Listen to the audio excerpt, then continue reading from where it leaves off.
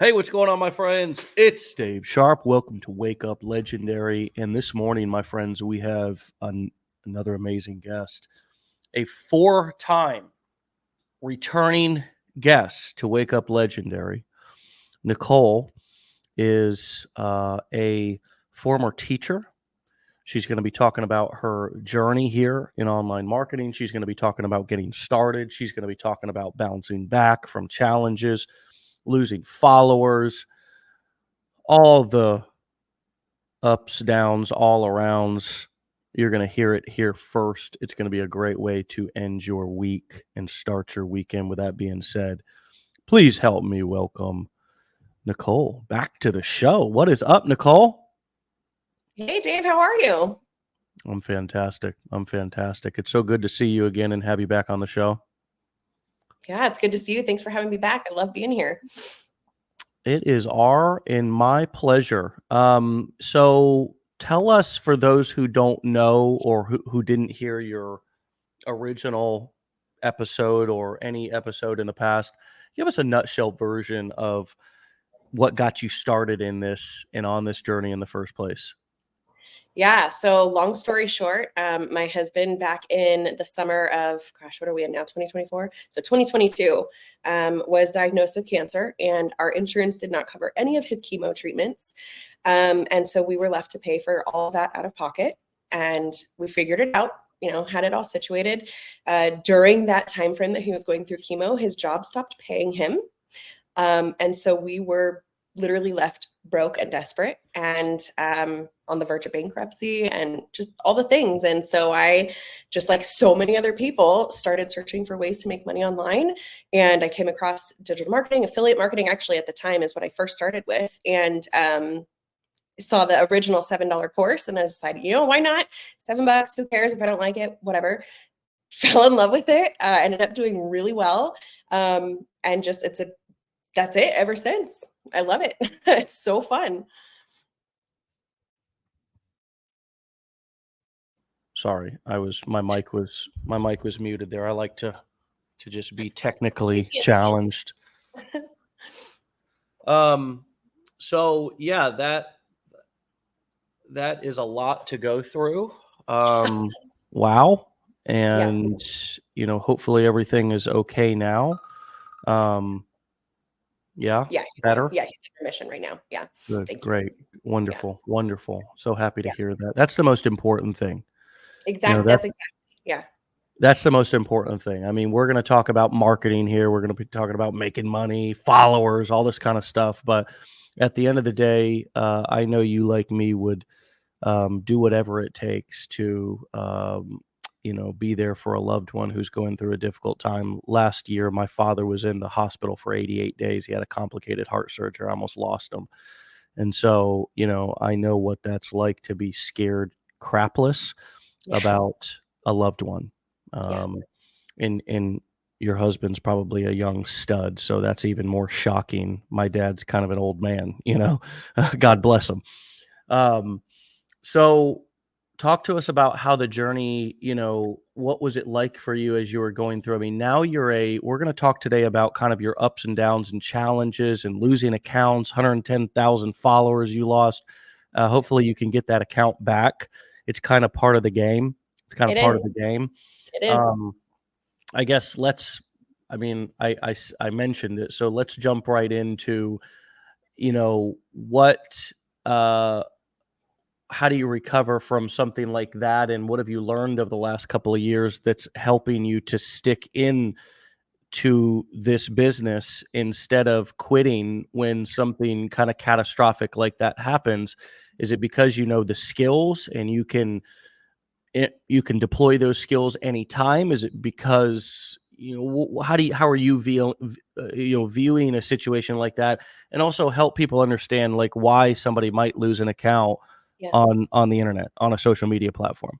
Yeah. Okay. So starting there, because ultimately, if you're utilizing social media, which is a wonderful tool, don't get me wrong, but those accounts are not yours. Those accounts they do not belong to you. And so it's crucial to be building that email list that you can utilize in account or in situations like this. Thank goodness that I have a large email list that I've been able to, you know, send out information and, hey, follow me on this new page, etc. So build it. If you guys, if you don't have an email list, please build yourself an email list and utilize that email list.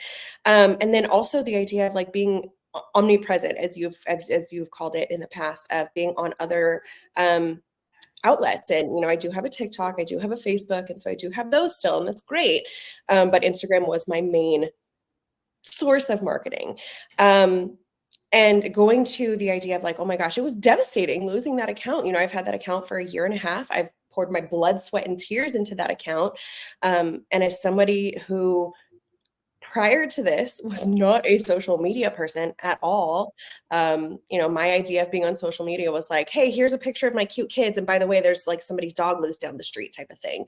And so that account for me, it was kind of, I've done a lot of reflection on this. It's kind of personal in the aspect of like, that was like home, for lack of better words, because that's where I like took my first steps online and grew and made a crap ton of mistakes and just all the things. So it's kind of sad to like lose a piece of like my childhood, so to speak, you know, in this online journey. But touching on that, you know, I think that a lot of people would really struggle, and this doesn't just go for losing a social media account, but just in general, life in general, but for particularly entrepreneurship, is like things are hard. Things can get hard. And I think where people struggle is that they react to a situation instead of respond. And I know a lot of people who would have just thrown in the towel and been like, I lost all these people, or I lost all the, you know, lost this whole account, like, screw it, I'm done. And I did. I had a couple, like I had a second there. I was like, I can't do this anymore. And had a little meltdown. Then I realized, you know what? No, this is like, okay. It's okay to feel the feelings. Like, that's fine. Give yourself a day or two. But then choosing to respond rather than to react, I think is been my saving grace in this, and recognizing, okay, so I still have, you know, my ginormous email list. I still have TikTok. I still have Facebook, and I have the skills to rebuild. So that's what I've been looking at. And then also looking at the idea of, well, this is kind of a fun opportunity to utilize, like, against my TikTok account. Like, this is a great opportunity to start learning like TikTok shop. Why not? You know what I mean? Just, again, accessing all those different avenues of online income that we have at our fingertips, quite literally. So I'm utilizing that, or utilizing this time to look into that, as well as rebuild everything that I've lost. Yeah. Well, I mean, entrepreneurship and kind of starting a business is a process of building and rebuilding. You know, the beautiful thing about, you know, this business over time is that you will make money, you will learn lessons, just like you said, you will realize that social media accounts are not actually your business. Your business, I'll give everybody an analogy. You are like a real estate investor as an internet marketer. Social media account, what you do is you buy and sell real estate, or sometimes you have real estate that you rent out to other people. They become cash flow properties. Sometimes you go through a tough time and you might lose one of those properties. You know, you may not be able to pay, you know, it may make sense to let it go into foreclosure, or it may just go into or it may catch on fire, or something bad may happen to that property. I mean, just they may build a sewage plant right next to it. There's people in downtown St. Petersburg, where I live, who have wonderful views, and because the city's growing, now all of a sudden there's a huge building that's built right next to them, and the view is gone and the value is cut tremendously. So your social media accounts are like these rental properties, these cash flow properties. You kind of own them, but you more own the, you know, you don't really own anything because you're only here for a short period of time in life anyways, right? So we're just borrowing stuff in order to help us get through this life as comfortable as possible, right? And so social media accounts are kind of that. And that's an extreme analogy, but hoping that some of you really understand that the core of your business is the skills that you know. Yes. It's your ability to be able to create marketing content on any platform at any time, whether that be paid or free. It's the ability to be able to write an email to your list and get them to respond or buy. It's and then there are assets that are more safe than others. And for example, your email list is one of those assets that, because and the reason why you own your email list is simply because you pay for it. So there is an element of that is your property. You're paying for that list. But if you were doing illegal things that broke the terms and conditions of that particular service that you're using, they would cancel your account. And there's a chance you would not take your leads with you. So you have to understand that this is a game and you have to play by the rules, whether you like the rules or not. And there are some ways that people can cheat you. Everybody, all games can be cheated. And so you have to get into this mindset in business that this is a game. I'm going to play the game, and I'm not going to get, and I think you alluded to this, what comes up for you when I say this, I'm not going to get too attached to the outcome, but I'm going to fall in love with the process. Yes. Yes. Oh my gosh. Yes, absolutely. I think one of the things that people tend to get easily sidetracked on with business in general is, like you said, the outcome, the what can I gain from this? What is this going to bring me? All of that, which that's not terrible, but what can you also learn in the process? How can you help other people in the process? How can you serve in the process? How can you grow in the process? What can you take with you to outsource into other areas because of the process, instead of getting so hyper focused on that end result? It's just like day-to-day life. Like if you're so focused on like, okay, this time next week I'm going to be, or this time next month or whatever, I'm going to focus on this instead of living in the moment and being present.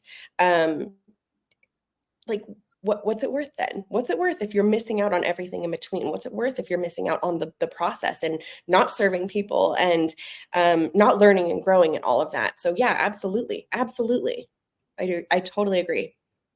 Yeah, it's tempting to, to fall in love with the outcomes, Mhm. and it's tempting to react instead of respond. Can you say a little bit more about that? You've been doing this now. Did you say 2022? So for about 2 years.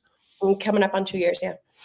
You've been Yeah. doing this for 2 years. I mean, you've built social media accounts up to 6 figures plus. You've you have an email list. You've made some money. I would assume enough to not go back to teaching. So we're talking some some decent money, enough money to be able to live off of. Mhm. Um, so how do you respond instead of react when something in your business, like losing an account with 110,000 followers or anything else? I'm sure there's been lots of things along the last 2 years that have been opportunities to react in a dramatic or chaotic or unhealthy way that would hurt you more than anything. What is the difference between responding and reacting? Can you say more about that so we can have some context about Yeah. what that looks like as an entrepreneur? Yeah. So I love this. I actually just did a training on this recently on reacting versus responding. Um, I'm a very big believer that your thoughts dictate your life. And so if you are constantly living in this state of reacting to whatever thoughts are happening in your head, your thoughts are like 99% of the time illogical or um, inaccurate or not serving you or anything in that nature, right?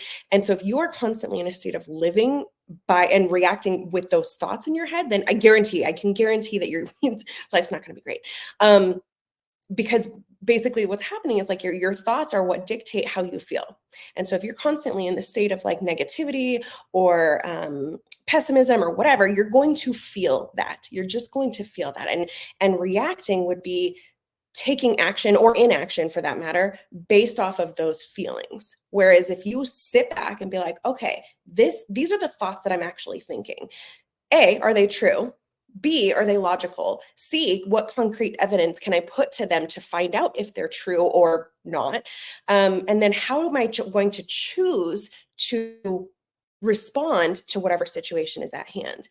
And it's really just that the whole like I love my dad. He's like, he always says people never think before they speak. And that's exactly it's the same idea. It's thinking about what's happening in your head and how you're feeling, the emotions that are inside of you, and then choosing how you want to respond in a logical way. And I think human nature, it's just so much easier to react versus respond. It's emotions are hard, they can be wild, they can be hard. But if you really stop to think about like, what am I actually feeling? What am I thinking? Is this how I want to be responding? Or do I want to respond in a different way? And I've had to do that countless times. I mean, in my life in general, but particularly entrepreneurship it's hard. It requires a lot of self-discipline that, let's be honest, most people don't have. You have to be willing to build that self-discipline. And it can be very personal. This is something that you've built, put your time, your effort, your blood, sweat, and tears into. And so when something happens, it feels like a personal attack, so to speak. And if you if you react that way, you're probably not going to get the best outcome. But if you sit back and realize this isn't necessarily personal, it's not personal that Instagram, took my account down. It's part of the game. It's totally part of the game. So I'm going to choose how I respond to this situation and move forward. Yeah. Love it. And we're in so much more control of our emotions and our destiny than what we think. We do more damage in our reaction oftentimes than the original incident itself. Yes. Yes. Yeah, I wholeheartedly agree. I like to think of it kind of like a train going down the tracks, right? Like all of a sudden maybe there's like I don't know how trains work, so forgive me, but like, maybe like there's a rock or something, it kind of like the train starts to derail or whatever. And like, you can choose to like get it back on track, or you can just choose to like, let it like fly down the hill and like explode based off of your reaction rather than responding appropriately to whatever the situation was. Yeah. Karen says our thoughts are our biggest bullies too. Yeah. Yeah, absolutely. I mean, don't you feel like if in maybe not now at this point in your life, but maybe, I don't know. I know I am my biggest critic sometimes. If other people said the things that you say to yourself, you'd beat them up. Oh yeah. Oh my gosh, yes. Oh my gosh, yes. And I think a lot of times we forget to have compassion for ourselves. And instead we jump to some sort of judgment, or like, even if we do recognize like that you're thinking these thoughts about yourself, you're like, I probably shouldn't be doing that. Like maybe approach it with like, where's that coming from? Do I really think about myself that way? Is that what I really truly believe? Or am I just, again, reacting to a thought or whatever situation is happening? It's so easy to beat ourselves up. And if we just like, I mean, the world in general, if we can just approach things with a little bit more compassion, I think we can set ourselves up to respond rather than react more. Yeah. Elizabeth says it's the process that makes the person. Mm. And I believe that so much too. I really love that. And, it's so true. This process of entrepreneurship and building your business is going to reveal the exact parts of you that you need to work on and grow and improve. What comes up for you when I say that? Yeah. So I realized during this whole process that it's so much easier to do your job when someone else, your boss, tells you, hey, this is what you need to do, rather than having that self-discipline of like, okay, I know that these are the things that I need to do, but I have young kids, or I'm super busy, or I don't feel good today, or, all the excuses in the world that come up. it's so much easier to not hide behind those excuses when you have someone else telling you what to do, which I find fascinating. Because then it's like forcing you to take a really hard look at like, oh, okay, so I lack that self-discipline. So how do I improve that? It's like a mirror. Like entrepreneurship is like a mirror where you have to constantly be looking in that to figure out, where can I do better? Where can I be better? How can I grow? To just be a better person in general. And it just forces you to do that. It forces you to create that self-discipline and work on those areas that need to be worked on. So what were the areas that you needed to work on at the beginning? Because to be here still standing 2 years later is an amazing accomplishment, not to mention that you've been able to, not go back to teaching, that you have been able to build a business that you love, develop your mindset. I mean, there's so many things beyond the financial accomplishments that we could list off here. But what did you need to change at the beginning in order to get through that first 90 days at the beginning? What were your limiting beliefs? Like, what were the things that you also see people dealing with and struggling with, that if they don't change them or address them, their Mhm. business dreams will end up in the entrepreneur graveyard? Yeah, for sure. Oh my gosh, so many. I think the biggest one that I really struggled with at the beginning was, and I hear this all the time, what if my friends and family find me? Mm. I I was terrified, absolutely terrified of that, at the beginning. I would not use my full name. I was absolutely terrified, and I had to get to the point, well, constantly I had to like choose to, well, oh well, their opinions, their thoughts, their beliefs about me and my life are not going to pay for my husband's cancer treatment. So like I had to constantly choose, no, these are my thoughts, these are my values, these are my desires. Screw what everyone else says. But it was a constant battle at first, a constant battle. I think that was the absolute biggest one. The other one was the fear of judgment, just of people in general online. I mean, the online world can be pretty harsh and pretty cruel.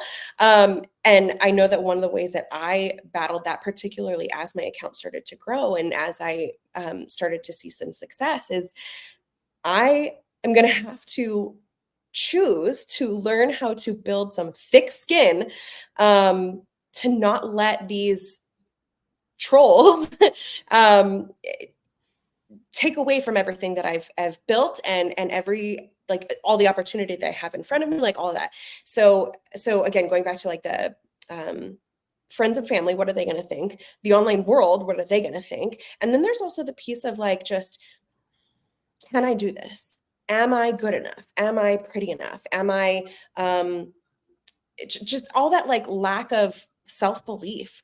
And again, just constantly having to remind myself, like, Nicole, you have no Instagram, or you have no social media experience. Like, of course you're going to suck at this. Of course you're going to suck at this because you have no social media experience.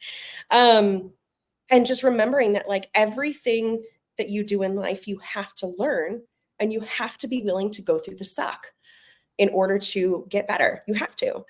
Hmm. And so it's just like everything that came up for me was just, I had to constantly remind myself to choose a different belief. Yeah. What Yeah. you just mentioned some doozies right there, my friend. Why do we care? I don't know that I know the answer to this even after 15 years of doing this. Why do we care so much about what friends and family think? Why is this all just part of our fear of judgment and rejection, that's just part of just the big ball that is the fear of rejection? Or is there something specific about friends and family that we're afraid of? What have you come to conclude about that after 2 years? So I believe that everyone on the face of the planet, we all have a natural human desire to protect our sense of love, our sense of safety, and our sense of belonging. And I think that if we don't, again, going back to the reacting versus responding thing, is if we don't constantly check in with ourselves and just check, like, what are we doing, then we're going to react in a way that protects our sense of love, safety, and belonging, rather than stopping and choosing, okay, well, this is how I'm going to choose to respond in order to continue to protect that sense of love, safety, and belonging. What I, particularly with my family and friends, what I ultimately realized, because at the beginning I only told, gosh, I told my husband knew, my parents knew, gosh, I want to say that was about it, that I told that I was doing this. And as people started to find me, and I'd get text messages and be like, "Oh my gosh, is this a fit? Like, what are you doing?" I had to realize that, like, my sense of love, safety, and belonging ultimately needs to be with myself and with the people, like my family, my kids, my husband, my parents, who I'm extremely close with. Like, that's what matters. That's what matters. And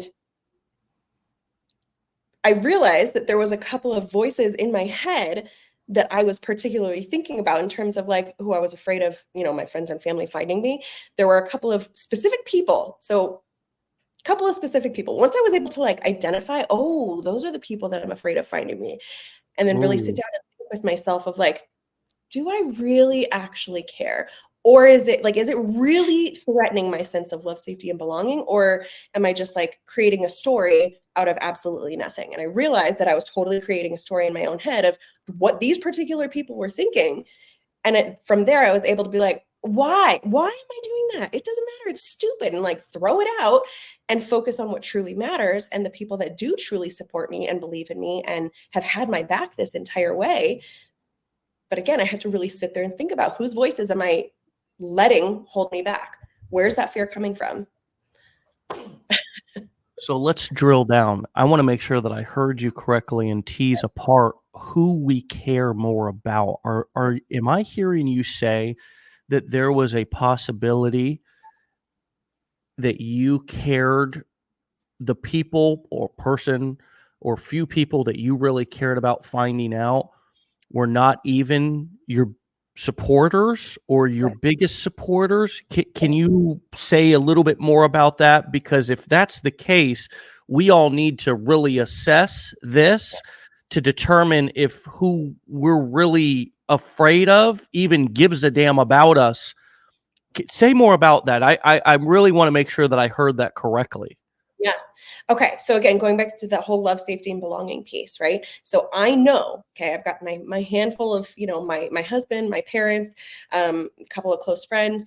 I know that my love, safety, and belonging is actually not threatened by them. It's not. It's the people who, these voices that I was, had stuck in my head, that I don't feel secure in any sort of, love, safety, or belonging with them. I don't.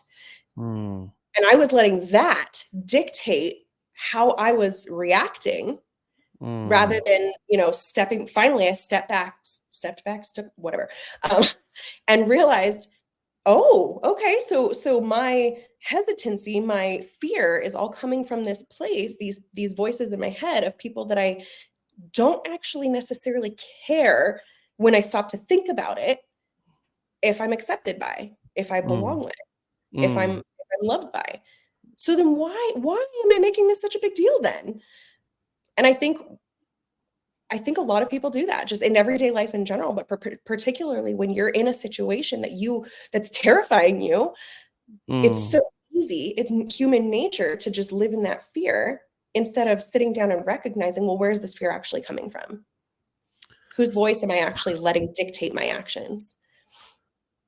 And, right now, I think hopefully we're all taking personal inventory of, like, who are we giving our power away to? Is it people that we feel love? You described it as love, safe. What was your three? Safety and belonging.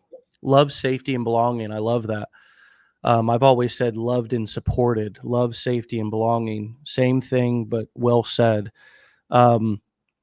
So are the people that I'm worried about finding out, are they really people that I feel love, safety, and belonging with? And the answer is no, I don't. So why am I so worried about if they find out?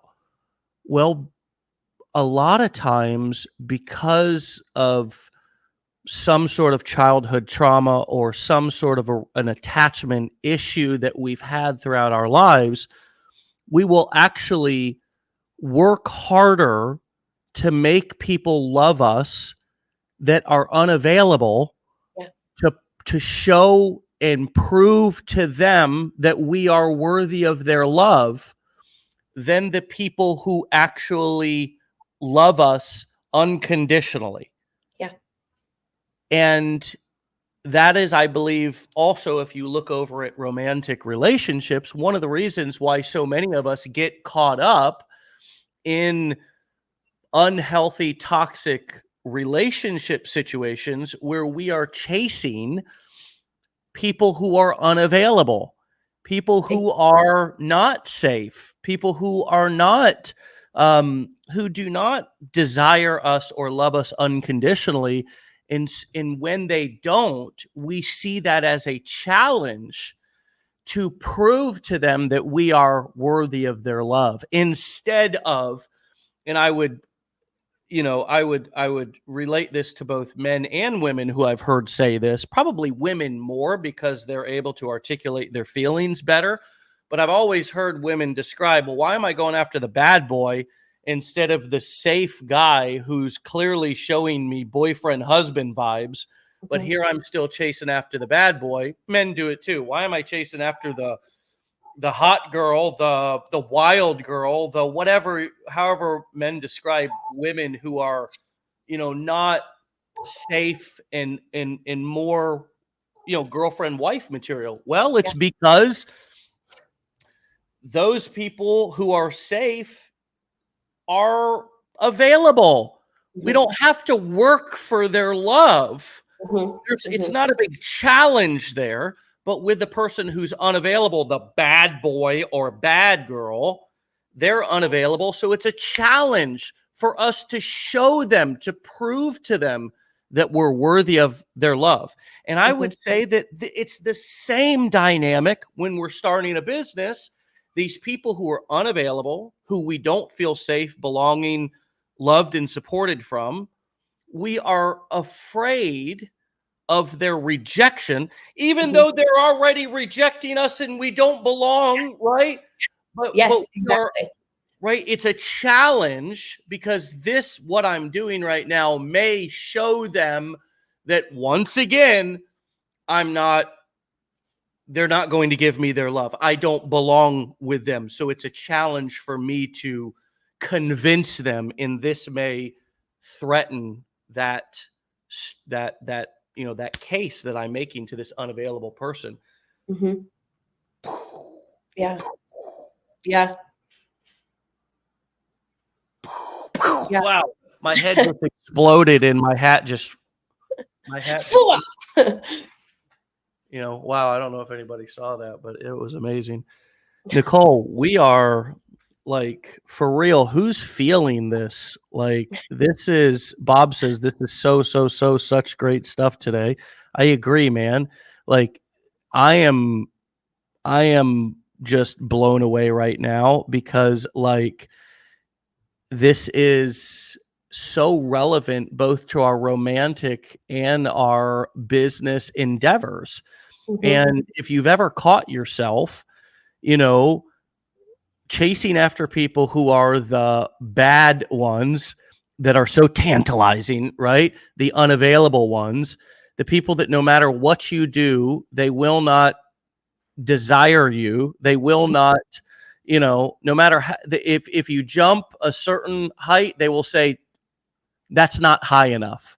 That's No matter exactly. how, and I've been in relationship like this, trust me, no matter how hard you work, it's not good enough. It's always something that you're doing. It's never them. It's never them. I mean, trust me, this is actually a topic I've been working on for the past, several months in therapy personally, is just this exact thing. I think this is just why realizing that the same thing happens in our business, that we are literally worried about people who are unavailable anyways, and Mm-hmm. that our love is not threatened no matter what we do with people who we have safe attachment with and love, support, safety, and belonging with, right? Mm-hmm. Yeah, that's exactly. And I think it translates into, I mean, every part of our world, really, because think about just, okay, so specifically what I see a lot of in the world of digital marketing is not even necessarily like that people are afraid of, what friends and family might think. Like, yes, that's not where I'm going with this. Okay. The fear of what's the world going to think about me? What's, the online world going to think about me? And again, going back to like that, well, likely that's coming from a place of you want to be loved, you want to be feel safe, and you want to feel accepted by whomever it is that's watching your videos, rather than finding your people who are just going to be like, yep, you're my person, sold. You know what I mean? And we so focus heavily on showing up inauthentically in a way that you're trying to get that love, safety, and belonging, but it's not actually going to provide you with that, because you're not coming from that authentic, true, genuine place. You're not being yourself. You're not, even if they do say, okay, yeah, you're great, you're putting on this facade that ultimately in the end is going to bite you in the ass, because then you're like, well, now how do I continue to show up as this person? Because that's not actually who I truly am. Rather than right from the get-go, if you're like, yep, this is me, take it or leave it, and truly finding your people, that's what's going to create sustainability for you, particularly in this online space, because it can be a lot. It can be a lot, to continually show up every single day in an online space, particularly if you're something like, I'm very introverted. So it can be very hard to show up like that. Got on a tangent there, sorry, but yes, No, it all comes back, in my opinion, it all comes back to that sense of love, safety, and belonging. Where are we seeking it? Where do we actually have it? Why are we not utilizing it in an area that we actually have it? And why are we chasing it in areas that we're never going to get it from? yeah, that's the thing I think that is mind-boggling, is that we miss so much love, safety, and belonging, as well as financial opportunity and quality of life, because we are worried. It's sort of like this song. I believe Usher was the main singer in Ludacris. Now you're a Oh, 90s baby like me, right? oh yes. Oh yes. Dun, dun, dun, dun, Yeah. dun, dun. Remember, he's like, you're looking for love in all the wrong places. Remember how Yeah. Luda comes on in that particular Yeah. part where he's rapping and he's like, Yeah. you're looking for love in all the wrong places. Uh-huh. That's exactly. Yeah, I mean, we are, in most of our in most of our life, and obviously this is a business marketing podcast, but I mean, this just so spills over into other areas. We are looking for love in all the wrong places. We have put importance on something that is not, on someone who is not, who is not going to give us the love no matter what we do. Mm-hmm. No matter what we do. I Yeah. had this interesting, many of you probably know that we went through some drama earlier this year, and where we had like some people kind of out trying to like kill us, some competitors and disgruntled affiliates and customers, and they went to great lengths to try to hurt us. And I made this response. They made some allegations against us, and I made a response video debunking every single allegation. So Every I know, and it was every single claim or allegation. I showed facts and proof, screenshots, everything, proving that it was a lie and that it was just slander and really, really just a horrible, horrible act on their part. And I was so proud of it. And I even posted it online. And everybody who saw it for the first couple hours was like, oh my God, Dave, you crushed it. Yep. This is wow. This is like how dirty, how low, how whoa. I mean, the facts sell, stories tell, right? And then my lawyer saw it. I remember And this. he gave me the best piece of PR advice that I'd ever received. He said, Dave, this is like an anchor that's sinking to the bottom. Mhm, You don't want to attach yourself to this mhm, because it's going to sink to the bottom. mhm. And 50% of people, or whoever the group is that has their belief, who's on the bandwagon of those doing the hurting and making the allegations, it doesn't matter whether you put a fact in front of them or not, they're not going to believe it. Yep. Yep. And you can see that in politics. Our country is divided right now in politics. And, one side could put facts in front of the other side. And I mean, I'm talking about picture, video, whatever you call a fact nowadays. It could be right there. And that side ain't going to see it. They're Yeah. going to make their own story. Yep. And this relates back to these people that are not going to love us or support us no matter how much we try or how great we are. Yep. No matter how good our content is, how awesome our business is, how much we're trying to improve our lives, the people that don't love are not our safe people and we don't belong to, they are going to find some sort of criticism or some sort of way to disparage what we're doing, no matter what we're doing. I mean, if we went out and took every single dime that we were spending to try to improve our marketing skills and just gave it to homeless children, they would say, well, they're just looking for a pat on the back. Oh my gosh, exactly. So why are we living and acting or not acting for those people? Why? This is the mind. I mean, this is like this really is like therapy for me this morning because, and this is why I do this show personally. Sure, it's a marketing thing for our company to interview people, but this conversation, Nicole, I got to thank you for this because this is so relevant. And I think some of you may look at me and think, well, 15-year veteran, this guy never struggles with anything. And while I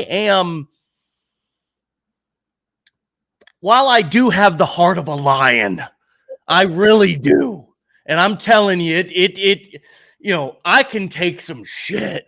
I mean, I can stand strong in the hail, the sleet, the snow, the bombs. I am still human. Yes. And I still try to get people who, no matter what I do, will find fault. Yeah. Will villainize. Mm-hmm. Will make me out to be whatever, some monster in their eyes. Mm-hmm. I still try to seek those people's approval. Mm-hmm.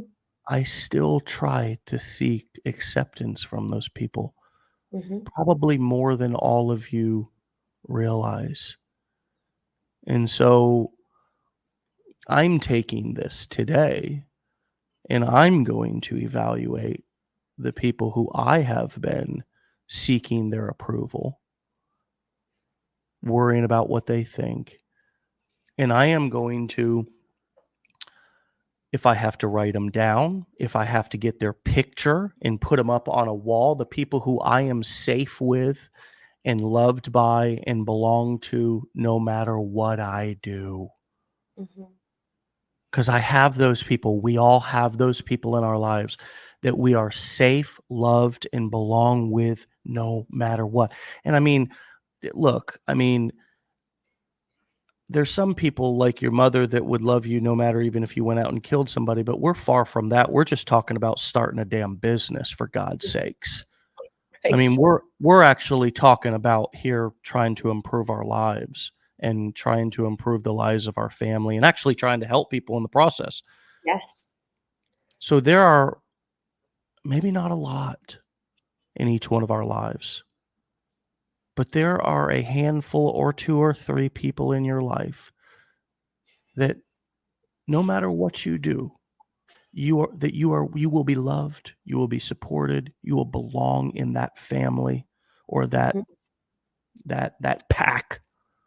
You will Mhm. not be kicked out, unloved, told, gossiped about. Mhm.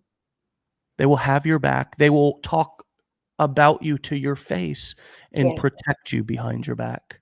Yep. We all have those people. And so I am going to put those people on a vision board. Good. I am going to list those names, Good. and I am going to look for and only value their feedback versus anybody else, what anybody else thinks. Good. That's my personal takeaway from this morning's conversation with you, Nicole. And I wonder just how many of you listening will have some sort of a takeaway or will be giving yourself some sort of an assignment from this, because this is so profound and so simple yet deep, so deep, that I think this goes back to childhood for so many of us and how we have tried to seek the love and acceptance from people who are just not available and will not support us no matter what we do. Mhm. So thank you for this, Nicole. It's been what a wonderful way to end the week. You are a total rock star. You deserve everything and more that's you've gotten and that's coming your way. And redemption, my friend, for Oh yeah. your, redemption for your, your challenges is going to be so much more big and powerful. And your kind of comeback in some of these things in terms of your social media accounts and stuff, I know is just going to be like way beyond what you or I could even imagine right now, just because that's the kind of value that you're giving to the world.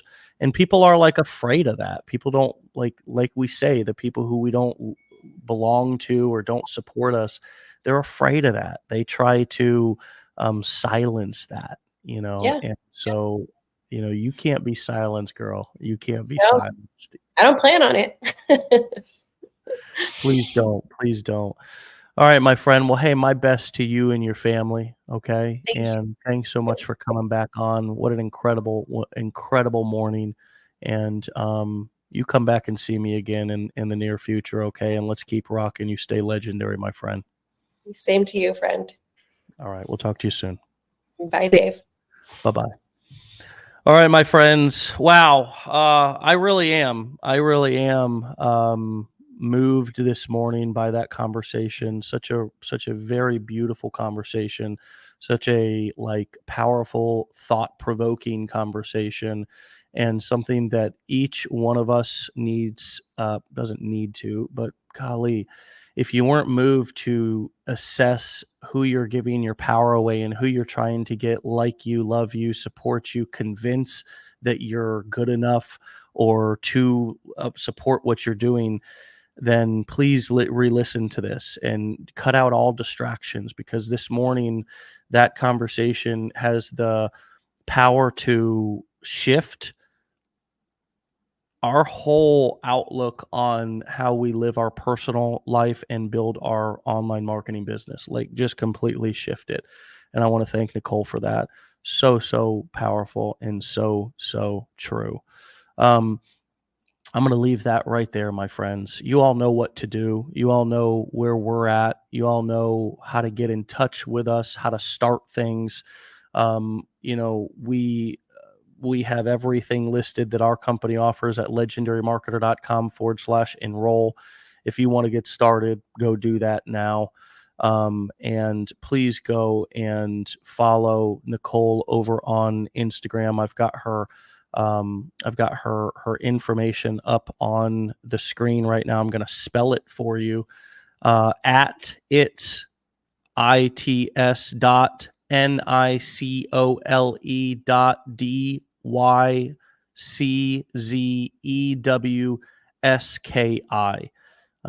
We've got that handle, her handle, up on the screen right now for you to go and follow her, and it's been up on the screen the entire episode. My friends, have a great Friday. Be legendary. Listen to this episode again if you need to, and reflect on what was said this morning, because it truly, truly was a life-changing conversation. All right, my friends, get out of here. Have a wonderful Friday and a great weekend. We'll see you back here on Monday for another episode.